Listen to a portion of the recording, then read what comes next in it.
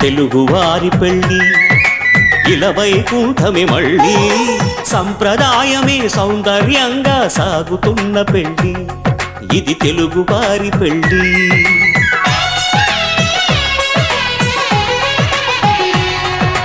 తెలుగువారి పెళ్ళి ఇలవైకుంఠమే మళ్ళీ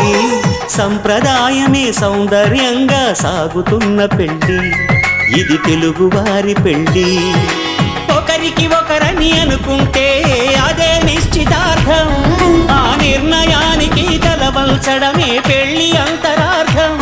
శతమానం భవతి అంటుంది శ్రావణ మాసం శ్రావణ మాసం శ్రావణ మాసం తెలుగువారి పెళ్ళి